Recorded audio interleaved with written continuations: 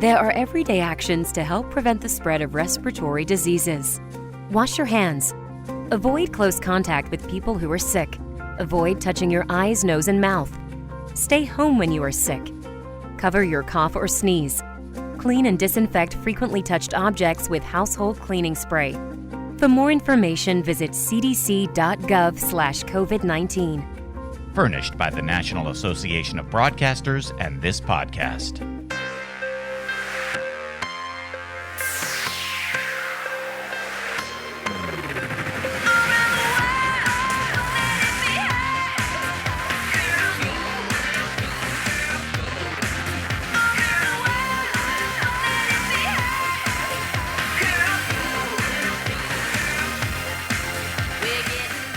Enthusiastic Woman, the podcast, season 2, broadcasting courtesy of the Enthusiastic Woman Worldwide Network, where every day we birth success. I'm Miss Shannan. I'm happy to welcome my friends Judy Carter and Samantha Stokes, 2 women prepared to birth success, to the podcast. Hello, ladies.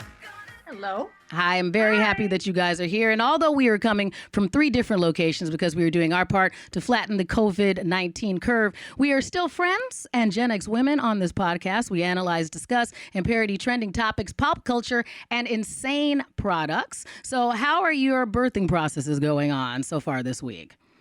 Yeah, I think I'm in end of week 3. Yes. Quarantining. It feels starting to feel natural. Still kind of excruciating. Yes. Okay. Yes. What part of it is most excruciating for you, Samantha? I think probably the same thing anybody else would say, just the isolation of it. Right. And I'm lucky that I'm not living alone, that it's Vic and I, but just it's 3 straight weeks so far of not seeing anybody but ourselves. Right. And Miss Carter, how about you? I've been at this a lot longer than most people. I guess it's just more because normally I would, either my parents would come over or I'd go see my family. But I've had a kid who's not been in school for a long time, working from home with a kid. It's really interesting to me that everybody now is like, it's really hard to work from home when you have a kid doing school from home. Everybody thinks it's hard now. A couple months ago, nobody cared. Right. If I would have said that, nobody would have thought that was a hard thing or a big deal or thought 2 cents about it. So now everybody all of a sudden thinks this is hard, where nobody really thought it was a hard thing to do a couple months ago. So I guess I don't know. I have no comment. It seems regular to me, and it's not excruciating, and it's just what we do. But during World War II, I'm British. My parents are from England. Keep calm and carry on was their slogan when they were getting bombed. So I guess keep calm and carry on. It doesn't seem, like I said a couple months ago, I was doing something that if I would have complained about, everybody on my Facebook would have thought I was a weirdo. Well, I think I'm kind of torn. I'm probably equidistant in experience between the 2 of you, because so much of my previous work and career was completely involved with being out and about and around people and out at events. And so once those all cleared, honestly, the other side of my life, which was a lot of very involved with some projects that I could do at home, but also very involved with my son, who was not completely homeschooled, but there was a lot of things that I did have to do outside of his regular school schedule. That part has just been expanded. And so I don't know about you. For me, when things got a little easier is when I started to set up a new version of structure for us, because the days just blend together and you just wake up and you're like, I don't know what day it is. And I have to, go from one thing to the next. And so the structure used to include get up, bustle out of the house, get to school, do these things, try and get everything done before I would pick him up from school. Now that's not the case. That part has become easier for me in my life. And because that took that particular stressor, which was a high stressor for me, out. But it did I've had to spend a lot of time pivoting other parts of my career to go to the forefront, when before they were something that I did in addition to things. Right. So, sure. Yeah. So I guess I don't struggle as much with the days. I hear this a lot online, that the days all blend together. Because I work from home. I don't know why people don't think that the weekends feel like weekends and the weekdays don't feel like weekdays. I don't have that problem. mentally, but I guess that is a problem for some people. Samantha, I think it's exactly what Shannon was just saying, that it's about building routine, and the routines are what are kind of become placeholders then for different points of our life. So the routines you have, one has around the work days, I imagine help one keep track of what day it is and keep that work day feeling, that weekday feeling, versus routines for like weekend. Right. And I think, Samantha, your previous career and the way that you've had to, I don't want to say previous, the career that you are in the midst of right now and has probably had the most significant pivot because it was more Monday through Friday structured than, for instance, Judy's or mine, which was a lot of times I was working on the weekends anyway. Mine is Monday through Friday structured very much. I have to be online between 7 or 8 every morning in the weekdays. I don't have to do that on the weekend. Okay. I'm online working like pretty much a 9 to 5. Yeah, it just definitely feels different on the weekdays than the weekends, even when I work from home. What do you think, Samantha? Does it feel different for you? They're starting to feel different. Okay. The first couple weeks, everything felt like it ran together. Right. Okay. And there was just so much, like the work day in particular seemed to bleed over more into the evening, and it was just nothing felt differentiated. I think this might be just a really human, kind of natural human tendency. Like Vic and I have started to very much build new structures. And so we have a start to the workday, a really visible start to the workday. And we both try to unplug, around 5 o'clock and be offline. Same with the weekends. I see this with a lot of my coworkers too. So I know that this might be a larger shift. The first couple of weeks that we were working from home, I got more messages in the evening from people that I didn't previously that I worked with. Really? Phone calls. And so I think they're just kind of, everything kind of became nebulous for a while and is now starting to maybe kind of coalesce around the day a little more concretely. Right. I don't know, maybe it's little mental things that when you've done this for a long time, you really are good at glued into it. Yeah. And I don't have my personal computer open or out or anything, because I kind of sit a lot of times in the same spot because I do a lot of computer work, even for this podcast and stuff. Right. And then at night, I completely log off of that work computer and I put it away. And then I'll take out my personal computer. Well, none of my work, anything. I can't get any personal messages or emails or anything to work. You guys know this, I have a complete firewall between my work and my personal. Yep. So the two if I'm on one machine, I can't be on the other. None of my work people can be on my personal phone. I don't know. I just separate it like that. It's not about physical space. It's not about a place. It's about how you set it up. So I guess I've just done really well at that. And I think a lot of people are learning how to put in those structures. And as you put it, Samantha, those personal guidelines, because structure is comforting. It's one of those things that we can like go and anchor our day onto. And so for my son and I had to come up with a schedule. And the schedule is not the same as what it was when we were going to out of home school. But it was, probably, there's not an alarm that's waking us up because we were kind of bad at sleeping anyway. We were actually trying to really work on that. So rest is important. We get up, we eat breakfast a certain way. I have a schedule and a routine on, and I'll have to show it to you guys because it actually is like a picture schedule because it works well for him where I needed to build in food breaks so that he wasn't trying to get me to let him graze all day because he was bored. And I totally understood that. I love that. I'm like, here's your breakfast and then it's snack and then we're going to have lunch and then there's a snack. It's like, there's not time for snacks yet. And I understand that because he's going, well, I'm here. So then there's a snack. I get it. Here, right. Might as well get the snacks. I'm like, we are not going to be that family. I'm not. He is not on a physical diet because I think body dysmorphia is real, and we are not going to do that. But I do think that it's a matter of going. Right. I just need to do a good job of giving him things to occupy him because he would have gotten that before, and so for us, it was. Okay, instead of me trying to overdo it and go, I'm going to come up with a school schedule for you from 8:45 in the morning until 3 o'clock in the afternoon. It's, well, today we're going to do our handwriting and that's going to take us this long. Or we're going to do speech and it's going to be a half an hour of us doing this and giving him little mini goals. So I think it's one of those things that everybody has to do what's different. And about the time that, and this is me knocking on wood. You guys can see that because I'm at my desk. Knock on wood, about the time we get good at this, things will have flattened to the point that we can go out of the house again. And then we'll have to learn how to go back to somebody else's schedule. So people will keep, I think some things will change forever. Right. and some things will go back. I mean, people will keep things they've learned. Right. You know what I mean? And things that work better.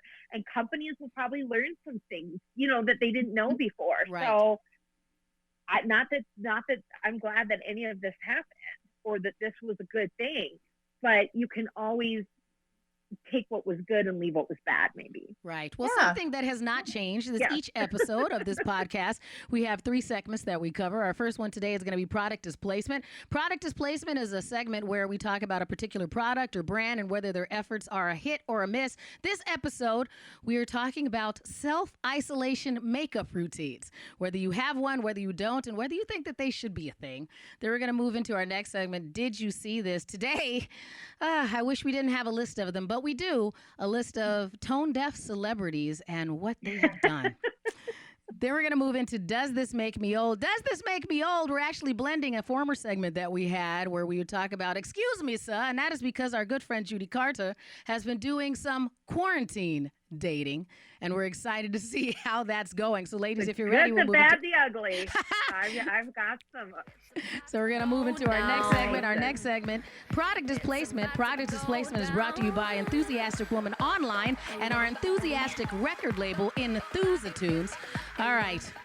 We'll start with this one. And it kind of dovetails into what we were talking about before we went into this first segment. We were talking about your new routines and what you're doing. And I know for a lot of people, your appearance and how you looked when you left the house was very important to people. We have friends that are very, very good at their, including my sister. She is a makeup applying goddess. She is very good at it. She is always offering to do my makeup for me. She is one that she's always bringing me things. So if you go into my makeup stash and I have anything cool with a really fancy name that is important to makeup influencers, it is because my sister Casey gave it to me. It's not because I know. I love that. I love that. She gives me fantastic things. All the stuff I have where she's like, well, this person does that and this is this. And we've gone to like Mac opening day events and gotten these special products. She knows everything before it sells out. Invite me. I will. I love that. She is fantastic. Like, she really does keep me on my game as far as that goes.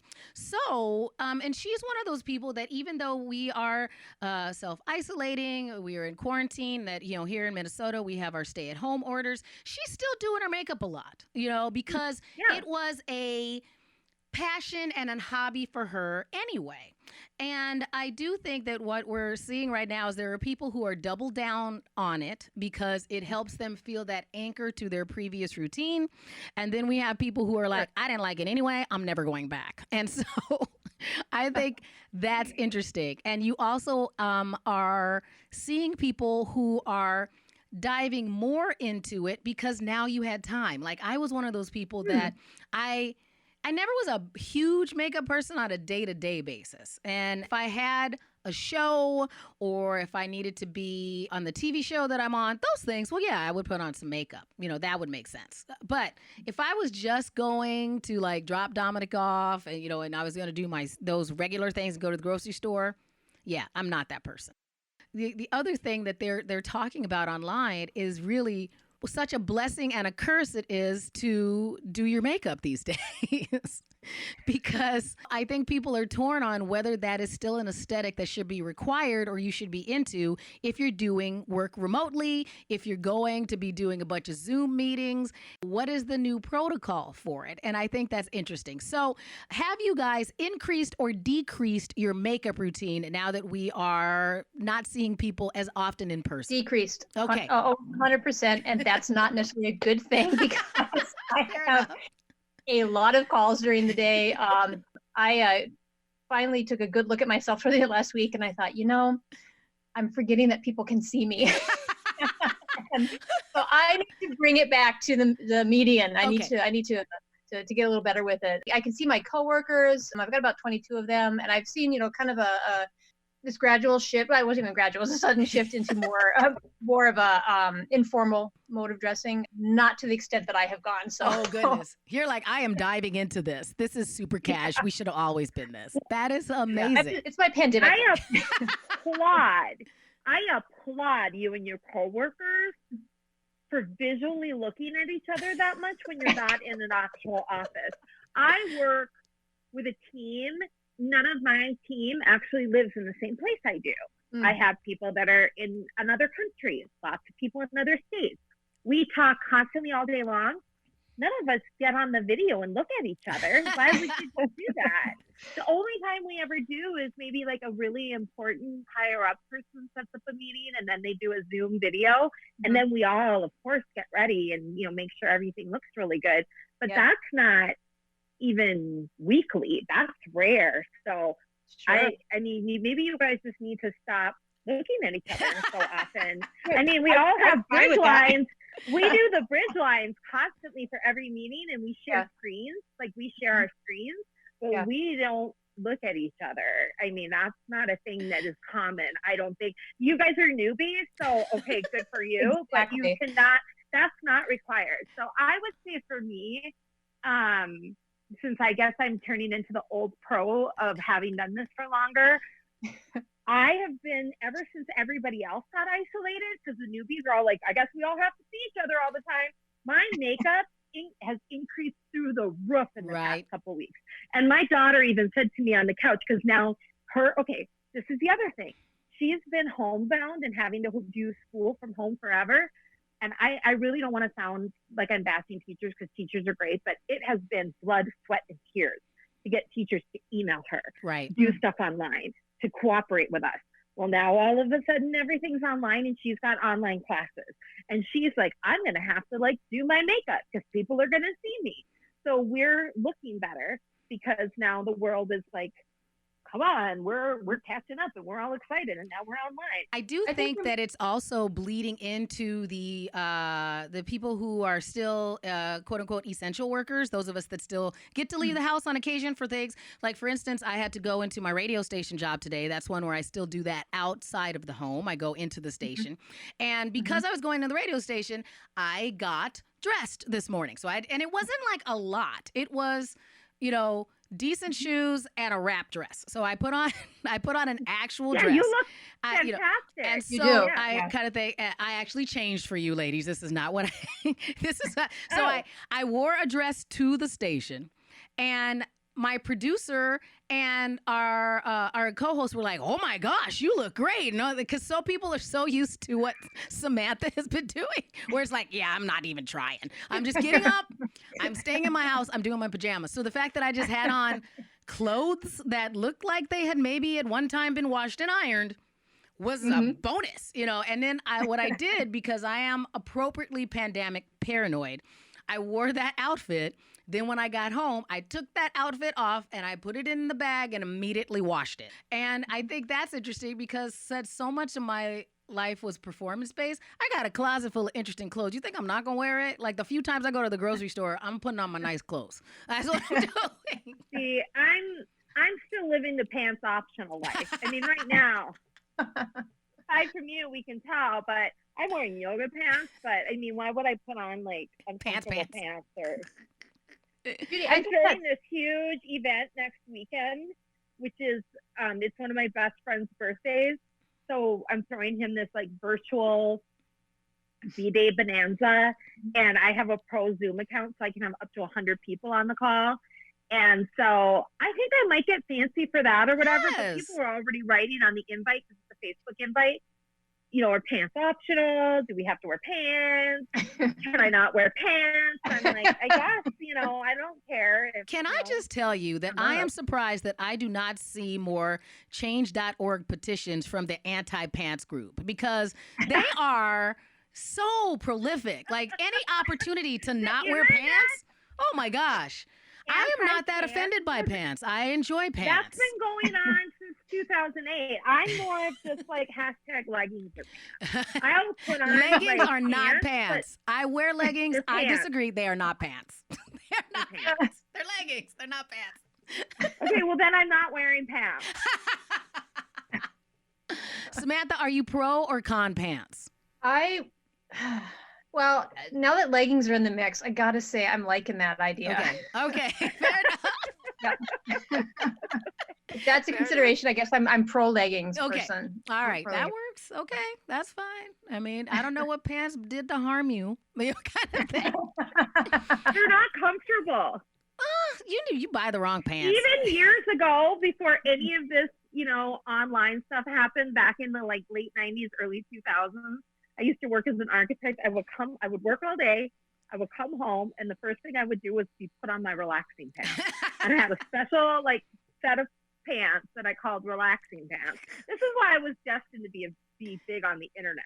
Because if I already, before any social media started, had a dedicated set of things called relaxing pants, and I would come home and I'd be like, I'm going to put my relaxing pants on. You do you. That I think is fair. Watching people like Ashley Graham, who I always like, is, I like her platform in general and what she normally stands for. And she's another pro makeup celebrity that's out there. And I kind of get the reason why she is pro makeup, because it's similar to why I still do at least a bit on a daily basis. And there have been certain things that I have intentionally put back into my self-isolation, self-care routine. Because if you're trying to go, well, what can I do to make myself my version of mentally healthy? I think that that's fair on some of these things, because your appearance is it's very easy for us to sit there and go, well, you shouldn't care. But I think that a lot of people have mental challenges that are really based upon their appearance. And I've had those moments where you're trying to talk yourself down from a certain ledge, and you want to not care, and that the little voice that is telling you you're not good enough and you're not enough isn't real. And it's you talking to yourself, but it still feels very impactful. And so I think that sometimes doing a little thing of, what do you do for your skincare? What are you doing if you're moisturizing appropriately, doing your hair in the morning, doing your makeup, even just a little bit might make you feel more in control of what you can be in control of. So back to does it help to have a little bit of a routine? I think so, especially for a lot of people. Some people can go super casual and it's really easy on their psyche. Some of us, I'm like, I can use a little bit. Today, I just don't feel like looking tired. So I'm going to put on a little something under my eyes, get a little concealer, a little something, kind of thing. Just a bit. And, just a bit. Some of the articles, and you guys probably saw the same ones that I read as I was getting ready for this. I was actually really surprised to see psychologists saying that, well, it's a self-care routine because people, it's a normalization thing maybe that people need right now. It's which seems so commonsensical, but it hadn't occurred to me until I read that. One person said, changing your appearance can be a sign that a situation has changed, for the good or for the bad. So, for example, with me letting things go to where I suddenly this week realized that I needed to kind of step it up a bit, or I'd scare my coworkers.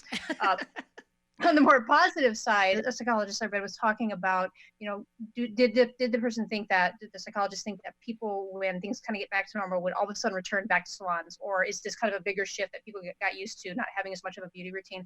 And the psychologist said, well, it could be that there will be a big shift back to that, because it'll be a sign to people that life has changed, maybe back to what they want it to be or what they had been missing. Whether they had become comfortable with their appearance or not, it just could feel like things had normalized. Right. And I think a big thing for breaking that seal, it's different for everyone. For me, it was, I had my gym bag that I carry with me all the time, and I would usually take it out every day and put it in the car, and then we go to the gym, and I'd fit that in. Even though I could work out at home, it was part of my regular thing that I could do. And I had it sitting in my bedroom, taking up room. It was quite a large gym bag because I used to play sports. So I'm like, I bring all the things, so once I said, you know what, that's not what your life is going to be anytime soon. And I unpacked my gym bag and put things away and actually put a lot of those products and the extra, because I had a set of all of my skincare routine and my body washes and all of those things in there, taking them out and being able to use them and not making that part of my life have to feel so compartmentalized actually was very soothing, to not look at it all the time and have that daily reminder of you don't get to do that. That is gone. Yeah, sure. It was like, oh, wait, I do have this citrus gel is banging. I'll use this tomorrow. So it was nice to add that back into my new routine. So I think that there's some things out there that can help people feel more like that and build their community. And and if makeup's your thing, now it's your time to go and spend all your time getting really good at it if you want. There are a lot of influencers out there that will help you. So if you need some practice, I think you go ahead and set that up. So I appreciate you guys. And Samantha, you're beautiful every day. No matter how much makeup or how little makeup you wear, You're not going to scare your coworkers. You'll be fine. You'll be fine. Tell your coworkers your webcam is broken. That has been today's product displacement. As we said, product displacement today was brought to you by our enthusiastic record label, Enthusiatunes. And now a word from our Enthusiastic Women CEO and spiritual doula, Verbena Wackenfield. Hello. I'm thrilled to bestow my latest discovery upon you. Last summer, during a weekend walk to northwestern Minnesota, I decided to attend Catfish Days on the banks of the Red River of the North. While enjoying Beans on the Bank Chili Festival, I became aware of a magical sound that spoke directly to my soul. It was the musical stylings of three gentlemen, a musical trio known as the Cousin Brothers. Their music was like a conversation between angels who happened to play the harmonica. I immediately implored them to join the Enthusiastic Woman Network, even though they are neither women nor particularly enthusiastic. To my joy, they agreed. The Cousin Brothers will now bring musical inspiration to our viewers, and today you can purchase their debut album, East Side Light, released on the new Enthusiastic Woman record label. Don't hesitate, ladies. All enthusiastic women need Cousin Brothers in their lives. Brought to you by Enthusiastic Women Online, we birth success. You know, we should add that to our binging list. Last week we were talking about the Tiger King. That's even better than anything that the Tiger King and his backup singers ever came up with, the Cousin Brothers. I think that's the Cousin Brothers? Yeah, those are some bombs. Now it's time for Did You See This? Did you see this? Every week it's another story about a tone-deaf celebrity. Should we, Samantha, do you want to go straight into the bad celebrities, or do we want to cover a couple of celebrities that have actually done some good things out there? Because there are some good stories as well. Let me give a little background. Okay. And then maybe I can mention one celebrity who kind of came to the top of the list for me this morning. Context is, so, as the world has come to a full stop and everybody's quarantining and they're calling it the great equalizer, right?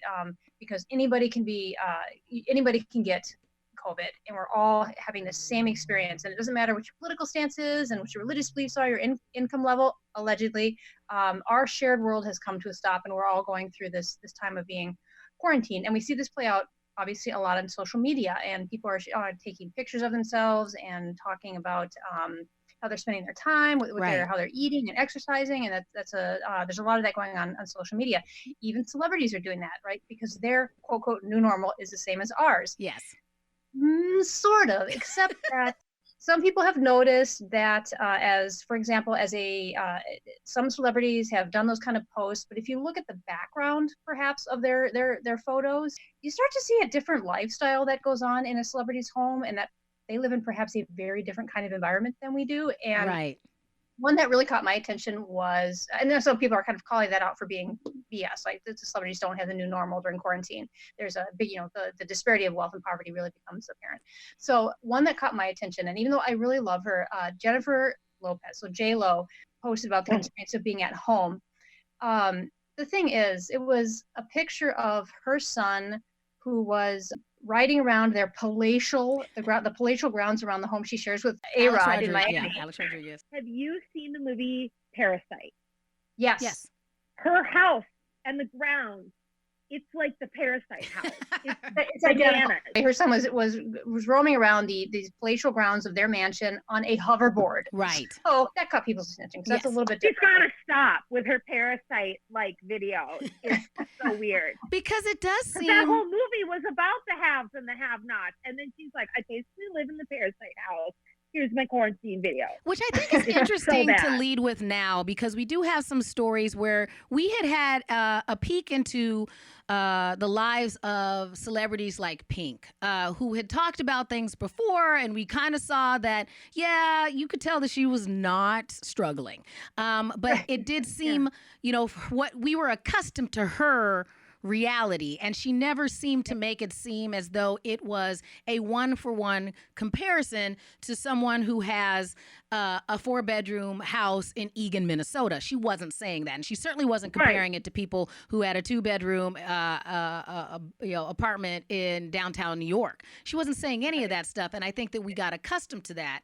The fact that now some of these celebrities have decided to give us a peek into their lives that we did not formerly have, and act like it's just we can all just get along together like it's the same experience. It's like, no, it's absolutely not. And that's what I think is interesting, the ones that don't get it, but seem like it's okay. Because one that you actually brought up as well, Samantha, is we have this video from John Mayer, who I have got to say, I have some girlfriends who super stan John Mayer. I've never gotten that. He is not my type. I don't get it. I've always thought he was odd. Yeah, I have some girlfriends that are so thirsty for John Mayer, and he's just not my scene. And so he published a song, and it's a video, and it's called Drone Shot from My Yacht. So I'm going to play a little bit of the song. Oh, my God, I cannot. Shot on my yacht, it's all I got. I'm all alone on the water. Don't let me flex these specs. 450 feet, 6 or 7 decks.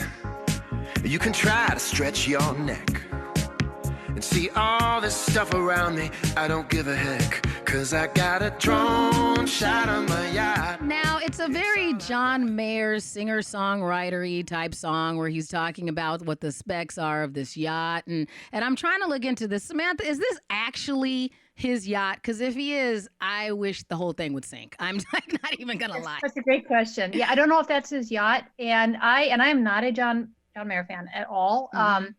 But I had assumed that song in that video was poking fun at celebrities. I hope so. And we need to look more into that. So if anybody out there, if you're listening to this Enthusiastic Women podcast and you want to call in to defend John Mayer, feel free to be part of our Enthusiastic Women community. You can email us at iBirthSuccess. You can call us at 612-276-2774. That's 612-276-2774. I'll be happy to play back any messages from any John Mayer fans out there. If you would like to convince us that we were wrong by not being in love with John Mayer, I am open to anybody out there who wants to try and tell me otherwise. If I should be thirsting over this dude, you are welcome to try and convince me, because I don't see it. I've never seen it. So. He did it because wasn't it David Geffen who was like sending out tweets or social media posts, and he was quarantining on a yacht, and Yep. There's just been a lot of different celebrities being like showing how they're able to get away. To your point, Shannon, we know some celebrities are super rich. Yeah. And some of them, it's totally okay because they are doing some other things, and we're already like, we get it. Like Oprah, super rich. She was showing how when Stedman first came back from Chicago, he was like put off in the guest house for 14 days. She's also donated over like $10 million to different things over COVID. Another person I want to bring up is Ryan Reynolds. And I saw a great interview with Ryan Reynolds when he was on the Colbert Show. And he was talking about how he's right now, and they know they have a dope house. It's him and his wife, Blake, and their three daughters and his mother-in-law. And he's got his mother-in-law. He's with all women. Yes, and so they're all living there together, and he's cool with it because he doesn't like dudes like that anyway. But he and his family have donated, millions of dollars to restaurant workers. They've given, they're giving a portion of all the proceeds from Aviation Gin to a variety of programs. They've given money to not only programs here in the U.S., but also to his home country of Canada. And so, and I know I am kind of a fan of Ryan Reynolds anyway, but one of my favorite ones isn't even about him giving any money, but it was just him poking fun at this current celebrity challenge that was out there. And I think it was started by Tom Holland, who I normally adore. I think he's adorable. Oh no, but what are they doing now? There was a challenge, and so Tom Holland, it was called the handstand challenge. So Tom Holland started it, and you do a handstand against a wall, and then while you're doing the handstand, you take off your shirt, I think, while you're doing the handstand. Like you take it off and put it back on during the handstand. It's insane. And so then he would challenge his other celebrity friends. So there's pictures of there's videos of Jake Gyllenhaal doing it and a bunch of other people. And Ryan Reynolds, who is all of us during this thing, is looking at the video going, no, just no. And I'm like, thank you very much, Ryan. Right. That is why I love you. But I think that there's some people who have doubled down on their persona, and there's some people who have doubled down on it in a way that is like, well, we had a bit of a glimpse to the fact that maybe you were tone deaf and kind of a pain, and now you're just going all in on it. And that part, I think, is disheartening because we wouldn't want our girlfriend that lived up the street to be that person. So I think even though it is unfair for us to expect better of our celebrities, we know that we do because we do by nature look at them like they are our leaders, and we do like them and we want them to do. Fenty or Rihanna with Fenty, probably one of our most favorite unproblematic celebs, donates $5 million in the fight against COVID-19. It's just like, you're not going to see her do anything ridiculous or crazy or bad, but you're going to kind of see her quietly doing good things always. Right. You know what I mean? Right. And go ahead, Sam. Another thing I read that I thought was kind of interesting is it said that celebrities, we expect them to be simultaneously aspirational and approachable. Correct. And interesting. And it referred to them as, and they said because they are quote quote ambassadors of the meritocracy. Mm-hmm. So so when they're tone deaf like that, it creates sort of a, I guess, cognitive dissonance for us. It doesn't seem like what we have. It's not in the role, I guess, that we have placed. Well, you don't have to do anything. I mean, who knows what Beyonce and Jay-Z are doing right now? For all we know, they're quarantined on a yacht or doing something super exclusive that none of us would have access to right now. Bought their own ventilators. Who knows what they've done? Yep. They don't have to go and tell us. Exactly. Right. Which is also a safe bet. The thing you can do is just say nothing. Exactly. Yep. There's more, there are more celebrities that every once in a while should just do that advice. Just say nothing. Just say nothing. It won't hurt them. Like Beyonce's smart enough. Like that girl is smart. She's not going to go and she's going to put something out. It's going to be like amazing plan. She's going to look fantastic. We're all going to want it. We're going to love it. She's going to have and she's not just going to be like, I'm quarantined on a yacht with my kids and Jay-Z, or whatever it is J-Lo's doing right now. Right. Like, Beyonce's never going to do that. So we are still in the Bayhive. We're questionable on Jennifer Lopez and John Mayer. Even though he was being ironic, I still don't see why people think he's cute. I'm just saying. So stop it. Agreed.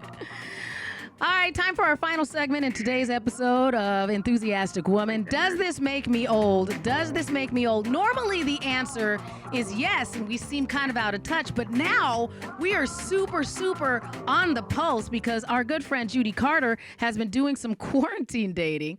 Let's bring everybody up to speed. First of all, when we first brought this up 3 episodes ago, we thought it was insane, and we were sure that Judy would not be able to do it because she did not want to mentally scar her daughter who lives with us as well. But then because she was able to get the verbal sign off from her daughter that quarantine dating was okay, our friend Judy, the brave soul that she is, has jumped full into the quarantine dating fray. I applaud you. I'm going to play this for you real quick, Judy. I do applaud you.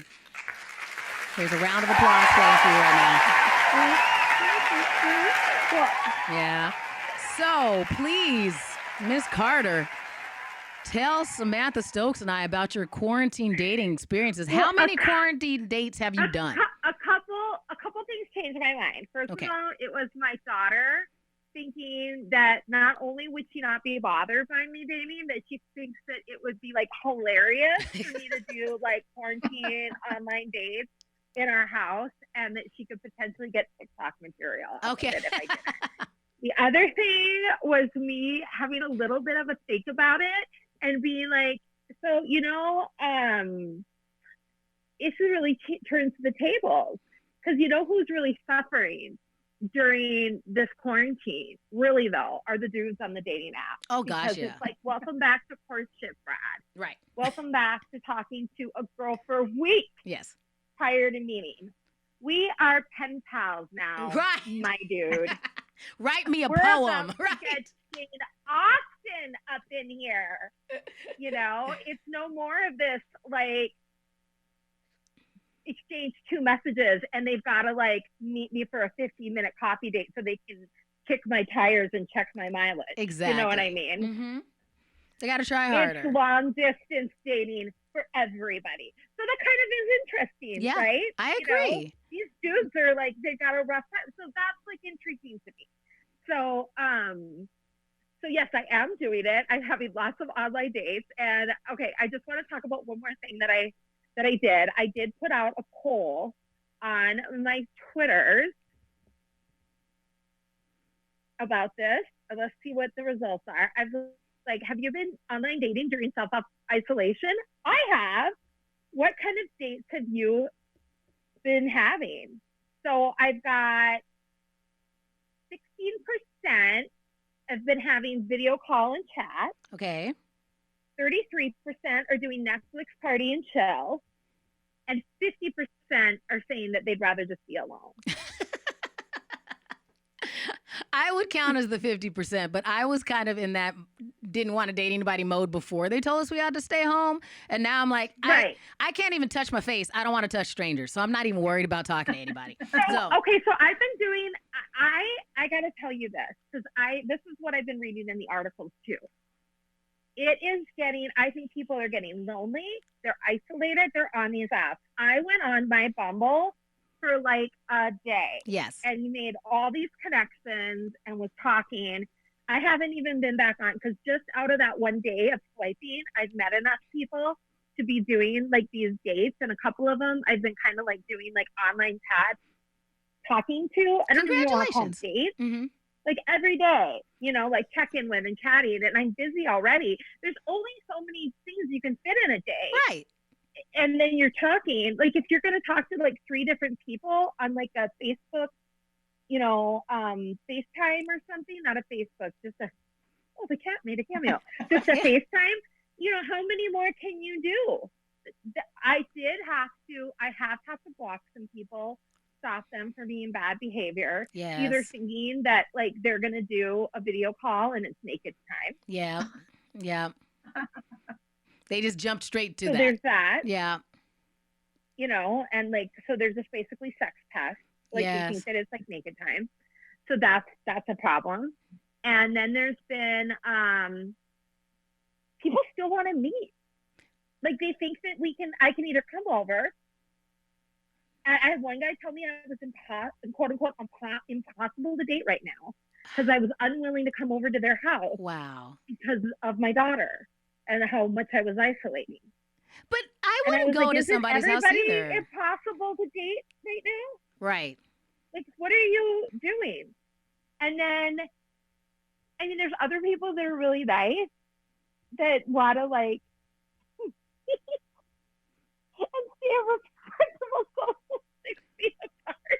Oh, wow. And maybe go for a walk. But I was like, the thing is about the 6 feet, you're only supposed to do that. Like they say, okay, so say when the neighbors get together and they do the happy hours and you're only supposed to do the social distance 6 feet apart for a really short period of time. Yeah. Like it doesn't work when you're all sitting for a long period of time or when the teenagers do it. Like you're not, it doesn't work if you get together and stay 6 feet apart for like an hour or you go for a walk together. And then he was like, well, we could do it really short. And I'm like, is this just a thing so you can make sure what I like look like in real life? Like, what's the point? Like, I was almost like, well, I can give you my address. Like, please. You can stand below my balcony like it's Romeo and Juliet. How about you do that? Yeah, I could like walk onto my doorstep and be like, hey, how are you? You could like drive by in your car. Like, what is, like at a certain point, what is this real life? Like some of the guys, like I said, it's the hardest for the dudes. Yep. The dudes are having a hard time. There's some of them that just like have to do like naked FaceTime call. There's some of them that think you're impossible to date because you won't come to their house. There's some of them that are going to just like push for a real-time face meeting, even if it's 6 feet apart and for a brief time. Well, I think it's interesting because it does change the power differentials. Because now a lot of things that we would say before, whereas I don't want to meet you right away. You need to be more interesting up front. I want to make, just all the things that we would normally stereotypically as a woman who was in that scenario want to do.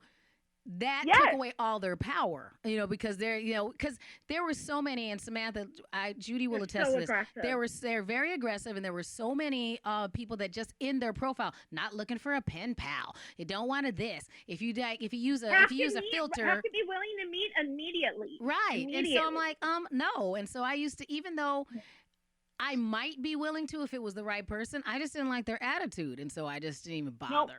And that's kind of how I feel now, is I'm going, I barely know what my day-to-day looks like. I do not want to be responsible for some dude. And so, and whether he's feeling as though I'm validating him enough because I didn't drop what I was doing to go get on a video call with him, which is why Judy is so brave, because I'm like, I'm not even going to give it a shot because I don't want to hear it right now. I've said this to guys before on dating before who are like, well, I don't really want to do a date. I just need to do a 15-minute coffee chat to see you and see if there's chemistry. I'm like, first of all, you're never going to find out if there's chemistry in a 15-minute coffee right chat. Second of all, you're definitely doing that just to kick my tires and check my mileage. Third of all, you know what they should do? They should set all of us women then, for guys like you, they need to have like a used car lot. Right. We'll all go out on a Sunday. We will stand there. You guys can all come out and look at us. You can just walk on by us and then see us in real life all at once. It will save you so much time. Right. Well, that's not what I'm talking about. I'm it sounds like it. I said, and one of them was like a real estate agent. And he's like, well, it's like an open house. I want to be able to go see it before I know if I'm in a and I'm like, I am not your open house. Right. And it's not a service I'm providing to you. No. Because I'm busy. And then the other thing I have to explain to them is, for men, that's great. You can just meet with us. For women, we're going and meeting a stranger we met online that you're not even willing to talk to us and tell anything about you. Right, yeah. Exactly. I'm like, that is a safety issue from morning to night. Exactly. I'm not showing up there. And women get attacked by strange men. Like, you think that this is fantastic. I say 2 words to you and you're like, meet me. And I'm like, you are a stranger from the internet. I will not do it. Especially now that they're saying, meet me out in the woods so we can walk a social 6 foot away from. No, I'm not meeting you. I'm not meeting you in the woods. What about that seems normal? Wherever there's nobody outside.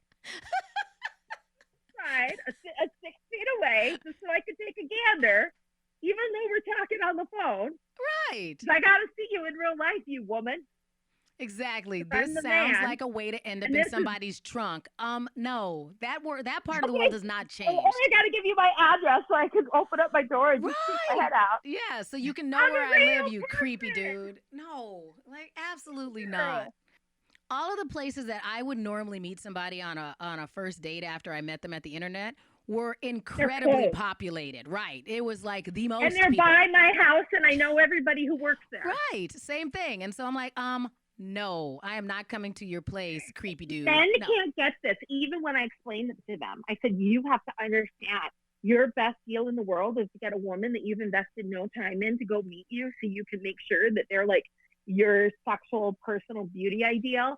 And women are like, I don't want to meet a strange man on the internet who I don't know. Exactly. Right. So stay alone. Stay alone. You can stay alone. That's what you get. I don't feel bad for you at all. What you get. In fact, if you age, I want you to age gracefully and then die alone. That's okay. I don't feel bad. I'm not saying that I want you to go quickly, but if you're lonely by the end, that's fine, because I'm never going to do that. So maybe I'm going to be the one I'm going to stay alone forever. Do they know how they even sound? I just need a 15-minute coffee date to see if there's chemistry. Do they know what that sounds like? No. Can you meet me at the drive-thru? You drive through the front in front of me, and then maybe like get out and wave. Like no, yeah, no, not doing any of that. Well, you have to continue to check in with us since you are the one that is brave enough to do this. It is going well though, and I am because the thing is this because of the way it is, and you can't meet people, and you have to meet the people that are willing to chat with you, and then be really friendly through like the video calls. It is definitely very quickly separating the wheat from the chaff. Fair enough. That works. And you know who's being like a complete like bad player or bad guy really quickly, and you're just like, well, this isn't gonna work. Right. If they tell you that it's my fault that I'm undateable because I can't go to their house right now, and I'm like, if they start doing that to me, like I'm right away like, well, there we go. You don't understand how pandemics work. It's not my fault. Yeah, they're trying to gaslight me after a couple conversations over COVID. You know, like. Turns out, sir, that you are the virus. Excuse me, sir. Well, we appreciate everybody being part of our Enthusiastic Women community. You can go to enthusiasticwoman.com. You can look for Enthusiastic Women on our Facebook page. And you can also find us on Twitter and Instagram as @iBirthSuccess. You can, of course, email the show. We're ibirthsuccess@gmail.com. And as I said earlier, we encourage you to call and leave a message on our Enthusiastic Woman hotline. That number is 612-276-2774. Please find us, like us, and subscribe on all of the places that you love your favorite podcasts. You can also find us on our iBirth Success YouTube channel. So if you'd like to hear us and also have a little button that you can hit like on, that is a great way to find us. So ladies, I hope that you enjoy this week. I hope that quarantining gets more comfortable throughout the week. I know that it's hard on all of us because I look forward to hanging out with you. So you guys ready to go out there and, well, actually stay in here and conquer the world? Stay in here, go out to the internet. I don't know what's going to happen next week, but I know it's going to happen online. All right. We will check in with you all again very, very, very soon. And remember, if you're ever feeling less than enthusiastic, remind yourself, I birth success.